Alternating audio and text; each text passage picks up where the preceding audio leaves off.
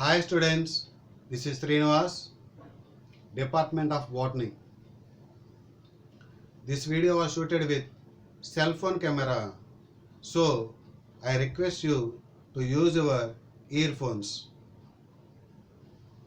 This is period 8 out of 17 periods. So let's start. That is agents of pollination. That means in the previous class we discussed about what is pollination and what are the kinds of pollination. Today I am going to explain about agents of pollination. Agents means the organisms or the substances which help pollination are called agents. Those agents are also called pollinators. So what are the different kinds of pollinators or agents? So they may be living or non-living. So non-living agents are called abiotic. Living agents are called biotic. Bio means living. So living agents are called biotic. Non-living agents are called abiotic. Abiotic is of two types, that is wind and water. The pollination that occurs by wind or air is called anemophilic. The pollination that occurs by water is called hydrophilic. Hydro means water. Anemo means wind or air. So the pollination that occurs by wind is called anemophily. The pollination that occurs by water is called hydrophilic. The pollination that occurs by animals is called zoophilic. So there are three different types of pollinations. These two are abiotic. This one is biotic.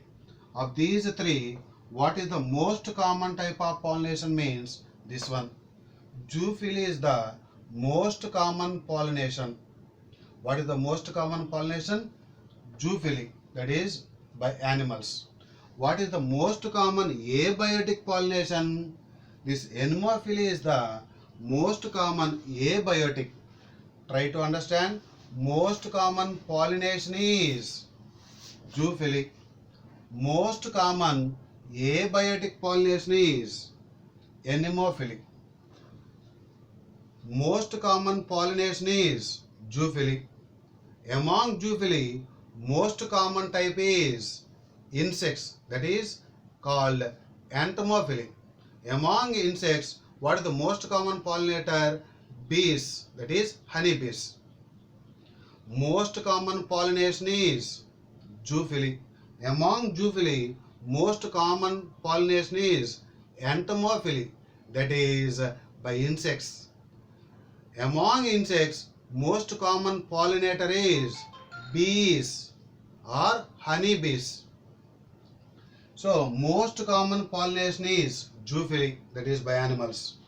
Most common zoophily is entomophily, that is by insects. Most common entomophily is by bees, honeybees. Most common abiotic pollination is anemophily, that is by wind. So we may write in decreasing order or increasing order this based on the agents. So decreasing order based on pollination. So that means highest pollination is by zoophily. Somewhat less anemophily. Less than anemophily, hydrophily. So try to remember, my dear students. Next, I want to explain one by one. Now, anemophily. What is anemophily? The pollination that occurs by wind is called anemophily. Try to understand, don't confuse. Pollination by wind is called anemophily. So many students may confuse. The pollination by animals is called anemophily. Wrong. The pollination by wind is called anemophily. Try to understand. Don't confuse. What are the characteristics of wind pollen grains? That means wind pollinated flowers will produce pollen grains. What are the characteristics of pollen grains? characteristics of wind pollen grains. That means pollen grains are produced from the flower in small amount or large amount. Large amount of pollen grains, enormous amount of pollen grains are produced from the wind pollinated flowers when compared to number of ovules. From each anther, number of pollen grains are released. In each ovule, how many embryo sacs are present? One embryo sac. In each ovule, how many egg cells or female gametes are present? One egg cell. Try to remember, number of pollen grains are produced from each anther, many. Number of female gametes are produced from each ovule, one. That's why pollen grains are produced in more amount. Enormous means more. Pollen grains are produced in enormous amount as compared to number of ovules. And when pollen grains are released from the flower or anther, they may be fall on the stigma. That chances are very less. That's why more number of pollen grains are damaged or heavy loss may occur. Heavy loss may occur. Heavy loss of pollen grains or heavy damage of pollen grains will occur in the wind pollen grains. That means chances are very less for wind pollen grains to fall on the stigma. And these pollen grains are lightweight, not heavyweight. And these pollen grains are non-sticky. Don't say sticky. Those are non-sticky. So lightweight and non-sticky, these two features are helpful for the pollen grains. Pollen grains are easily transported from anther to the stigma. That's why the pollen grains are lightweight and non-sticky. And the stamens are also well exposed. That means well exposed feature will help for pollen grains are easily spreading, easily dispersal. And stigma is also feathery, large feathery stigma. Large feathery stigma means to catch the pollen grains. So these are the few characteristics of wind pollen grains. Very important points, my dear students. Try to remember. So what are the characteristics of wind pollen grains? Large number of pollen grains are produced as compared to ovules. Next one, heavy loss of pollen grains or heavy damage of pollen grains. Lightweight, non-sticky, well exposed stamens, large feathery stigma. And wind pollinated flowers have. What are the characteristics does the wind pollinated flowers possess? That means flower has gynoecium.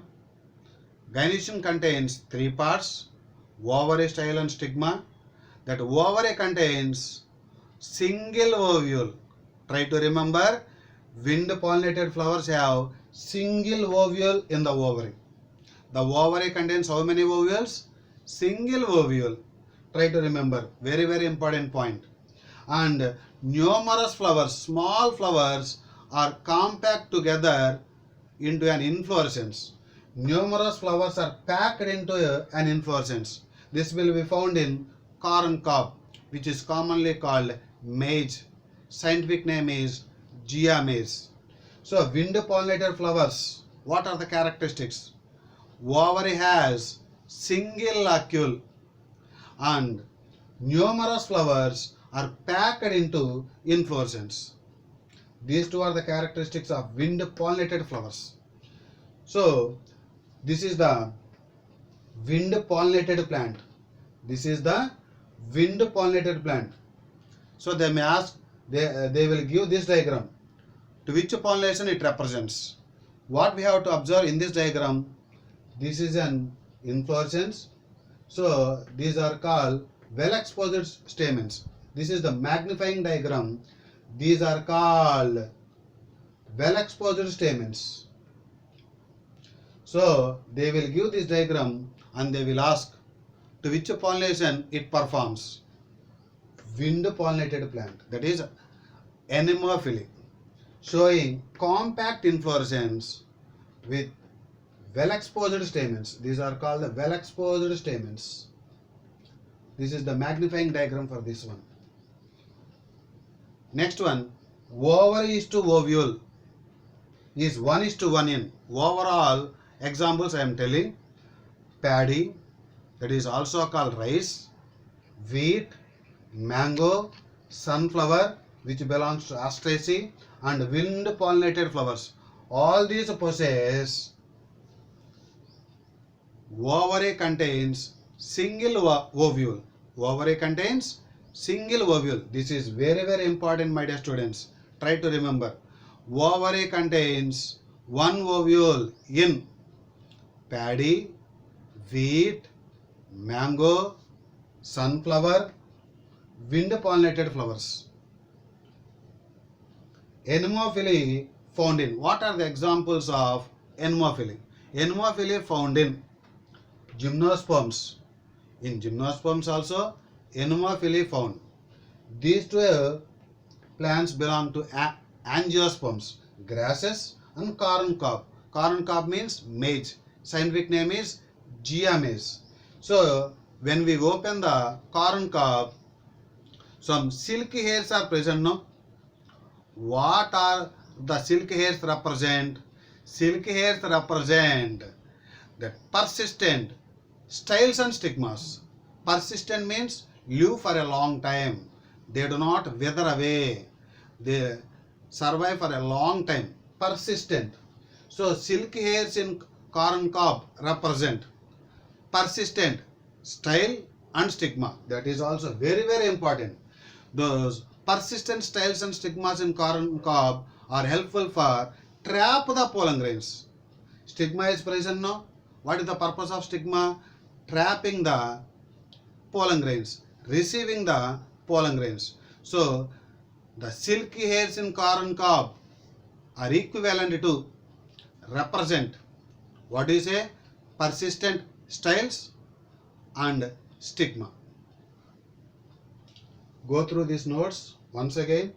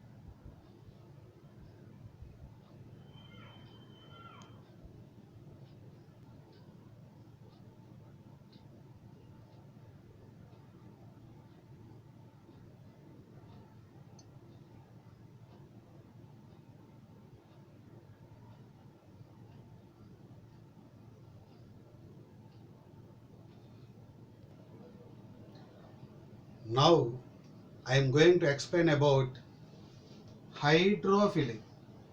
Hydro means water. Phily means pollination. The pollination that occurs by water is called hydrophily. It is quite rare in flowering plants. Flowering plants means here angiosperms. It occurs in rarely in flowering plants. It is quite rare in flowering plants. In how many plants this hydrophily occur? 30 genera which belong to monocots. This hydrophily occurs in how many plants? How many genera? 30 genera. How many genera? 30 genera. To which class they belong? Monocots. These pollen grains term is applicable to gymnosperms and angiosperms, not applicable to algae, bryophyta, pteridophyta. Hydro means water means in bryophyta, pteridophyta their distribution is very much limited because water acts as a medium for fertilization and also transport of male gametes. So water helps for transport of male gametes in lower plants like bryophyta and pteridophytes. Here don't say pollen grains. Why means in bryophyta and pteridophyta pollen grain is not applicable, isn't it? That pollen grain is applicable for gymnosperms and angiosperms. Here we have to say male gametes, not the term pollen grains. The distribution of bryophytes and pteridophytes is limited.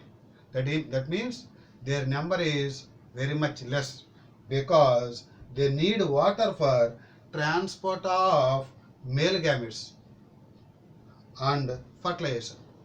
Here don't say pollen grains. You have to say only male gametes. If pollen grains are said in bryophyta and pteridophyta, it is wrong.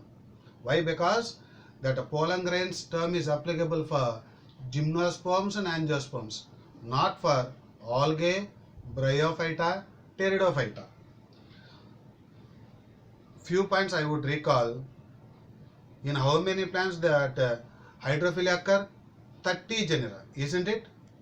All those 30 genera are hydrophytes, that is aquatic plants.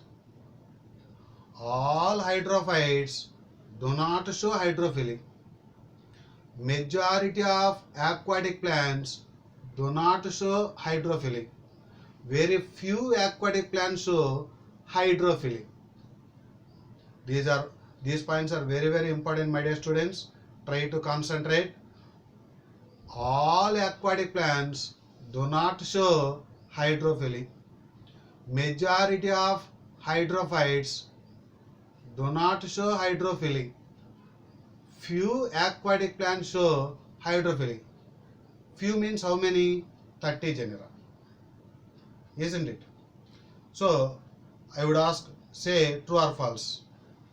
All hydrophytes show hydrophily. False. Majority of hydrophytes show hydrophily. False. Few hydrophytes show hydrophily. These points are very, very important. The hydrophytes that do not show hydrophily but showing anemophilia or entomophilia are water hyacinth, commonly called eichhornia, and another one water lily, commonly called lotus or nymphea. So the hydrophytes not showing hydrophily but showing anemophilia or entomophilia. What are they? Very, very important. Two plants are there. One is called water hyacinth, and second is called water lily. These two plants are hydrophytes only, but they do not show hydrophily. They show wind pollination or insect pollination. This point is very, very important. As pollen grains are released In water, the pollen grains are covered by mucilage covering from wetting. As pollen grains are present inside the water, they should possess some protection, isn't it? So a mucilage covering is present around the pollen grain in hydrophily pollen grains. So pollen grains of hydrophily are protected from wetting by mucilage covering. See, look at this figure. This is a pollen grain, and this pollen grain is covered by which one? Mucilage covering. So that is to protect from wetting, to protect from water, mucilage covering is present around the pollen grain. What type of pollen grains they are? Hydrophily pollen grains. Next one, both wind and water pollinated flowers are not colorful and they do not produce nectar. That means there is no attraction here. Insects are not attracted. That's why the flowers are not colorful and the flowers do not produce nectar. So that is, the flowers are not colorful. The flowers are not colorful. The flowers do not produce nectar. What are those flowers means? We have to say both wind pollinated flowers and water pollinated flowers. Very, very important, my dear students. These points are. Try to remember. All hydrophilous plants are aquatic plants. But all aquatic plants are not hydrophilous. That means what I said previously, the hydrophily plants are hydrophytes. But all hydrophytes do not show hydrophily. For that, we may say like this: all hydrophilous plants are aquatic plants, but all aquatic plants are not hydrophilous. This hydrophily is of how many types? Two types. One is called epihydrophily and next one is hypohydrophily. Epi means on, upon. That is the pollination that occurs on the surface of water. On the surface of water. That means if pollen grains are present on the surface of water, pollen grain density is lesser than that of water. That means pollen grains are float on the surface of water, no? That's why the pollen grain density is less than water. What is the example of epihydrophily? We have to say Vallisneria. Example of epihydrophily is Vallisneria. Very, very important. This is the Vallisneria plant. Look at this figure. This is the Vallisneria plant. Female Vallisneria. These are called leaves. Leaves are ribbon-like. Vallisneria is dioecious plant. What is dioecious plant? Male and female flowers are present on separate plants. This is female Vallisneria means this female plant possesses female flower. This is the female flower. What is the importance of female flower? Female flower has long stalk. That is long spirally coiled. Stalk of the flower is called pedicel. Stalk of the flower is called pedicel. So what are the important characteristics of Vallisneria? It grows in fresh water or marine water. It grows in fresh water. It produces unisexual flowers. That means the flower contains only one sex organ. That means if the flower contains only androecium and no gynoecium, that is so called male flower. If the flower contains only gynoecium, no androecium, it is so called female flower. This is a female flower. This is a female flower. And what type of leaves? Shape? Ribbon shaped leaves are present. What is the importance of male flowers? Male flowers are cut. Male flowers are broken from the male plant and they reach the female flower. Look at magnifying this diagram. This is the long stalk of female flower. long stalk, and here is the male flower. Here male flower is present means what happens? Male flowers are cut and reach the surface of female flower. Which flowers cut? Male flowers cut and they reach the female flower. What is the importance of female flower? Long stalk, spirally coiled pedicel.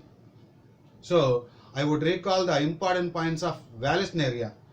Whether it grows in freshwater or marine water, freshwater.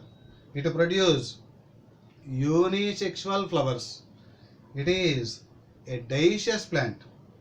Shape of leaves, ribbon shape. What is the importance of male flower? Male flowers are cut, male flowers are broken from the male plant and they reach the female flower. What is the importance of female flower? Female flower has long stalk. What is the stalk of the flower? Pedicel. So long stalk is the characteristic feature of male flower or female flower. Female flower we have to say. Don't say male flower. This long stalk is also called long spirally coiled pedicel. Long spirally coiled pedicel. This is the pollen grain. This is the male flower. These male flowers are cut from the male plant and reach the female flower. And next one, hypohydrophily. Hypo means below. That means pollination occurs below the surface of water. And the pollen grains are present inside the water means the density of water and the pollen grain density is same. That means pollen grain density is same to that of water. What are the examples of hypohydrophily? One is called hydrilla, second one is called zostera. Try to remember, my dear students, examples are very, very important. Example of epihydrophily, Vallisneria. Example of hypohydrophily. Two examples are there. One is called hydrilla, second one is called zostera. Of these two, this is a fresh water and this is a marine water.